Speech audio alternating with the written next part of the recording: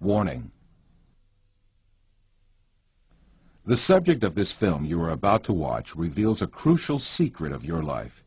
You should watch it very attentively, for it concerns a subject that is liable to make fundamental changes in your outlook on the material world.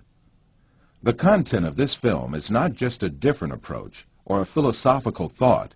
It is a fact which is also proven by science today.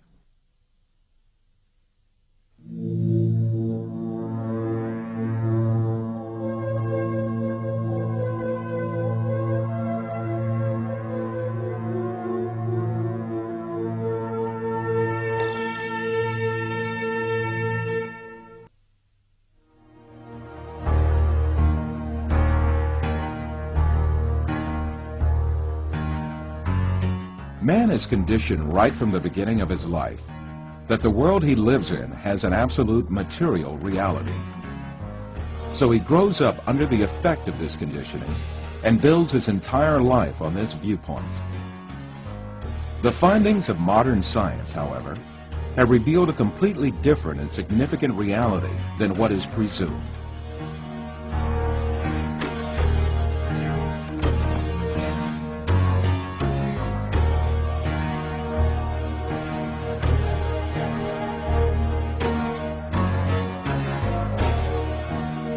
All the information that we have about the external world is conveyed to us by our five senses.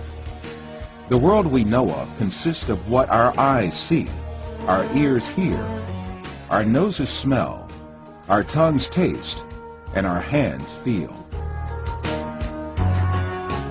Man is dependent on only those five senses since birth.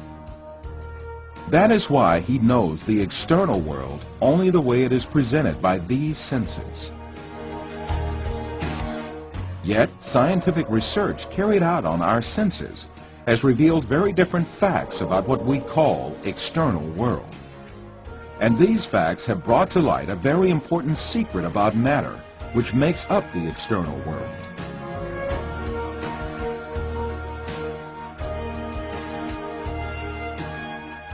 Contemporary thinker Frederick Bester explains the point that science has reached on this subject.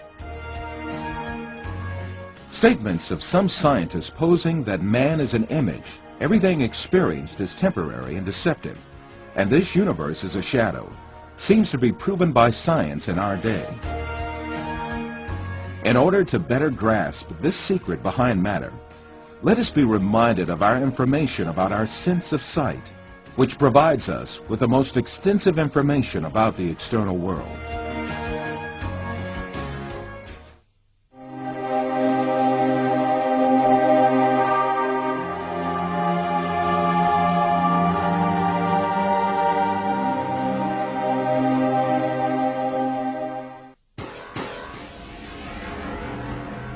The act of seeing is realized progressively.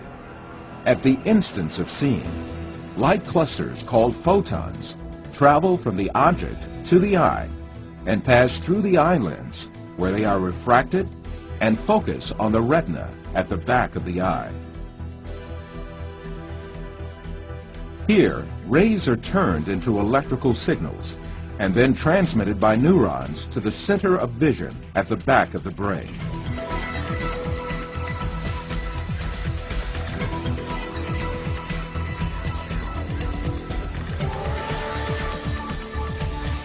The act of seeing actually takes place in this center in the brain.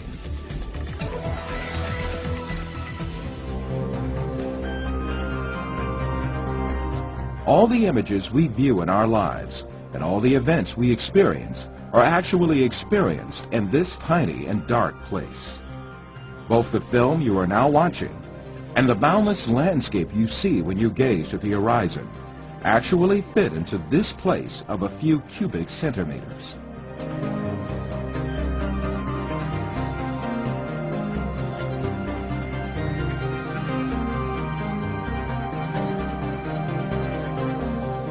Now, let us reconsider this information more carefully.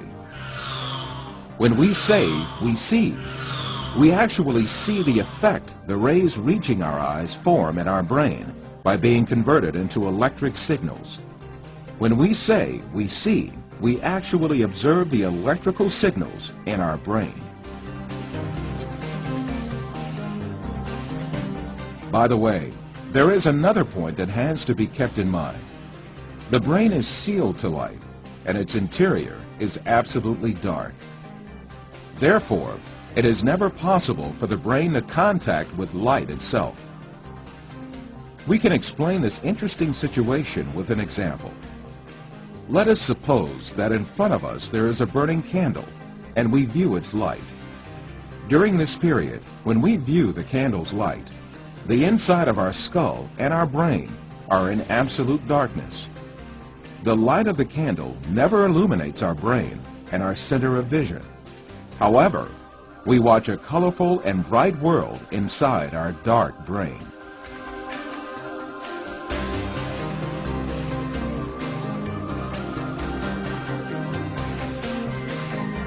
The same situation applies to all our other senses. Sound, touch, taste, and smell are all perceived in the brain as electrical signals. Therefore, our brains throughout our lives do not confront the original of the matter existing outside us, but rather an electrical copy of it formed inside our brain.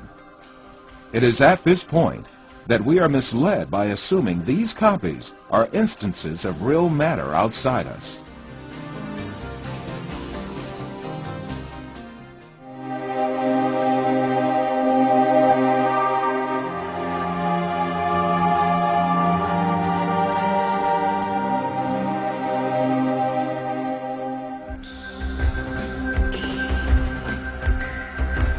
These physical facts make us come to an indisputable conclusion. Everything we see, touch, hear, and perceive is matter. The world, or the universe, is only electrical signals in our brain.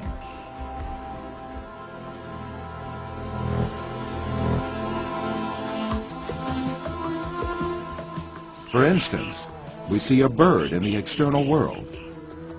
In reality, this bird is not in the external world, but in our brain. The light particles reflecting from the bird reach our eye, and there they are converted into electrical signals. These signals are transmitted by neurons to the center of vision in the brain. The bird we see is, in fact, the electric signals in our brain. If the sight nerves traveling to the brain were disconnected, the image of the bird would suddenly disappear. In the same manner, the bird sounds we hear are also in our brain. If the nerve traveling from the ear to the brain was disconnected, there would be no sound left.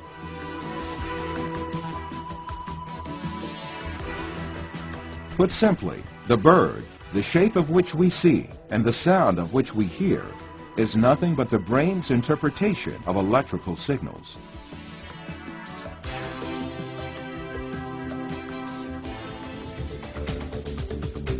Another point to be considered here is the sense of distance. For example, the distance between you and this screen is nothing but a feeling of space formed in your brain.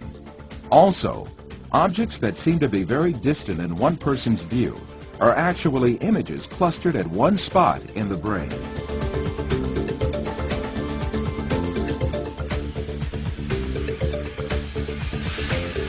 For instance, someone who watches the stars in the sky assumes that they are millions of light years away from him. Yet the stars are right inside himself and the center of vision of his brain.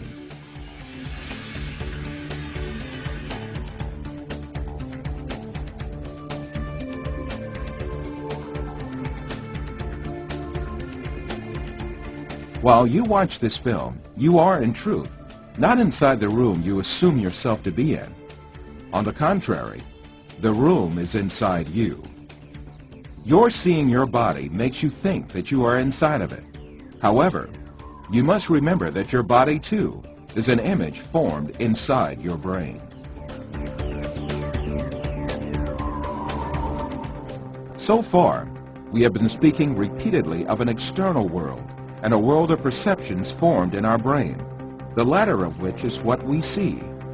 However, Since we can never actually reach the external world, how can we be sure that such a world really exists? Definitely we cannot. The only reality we cope with is the world of perceptions we live within our minds.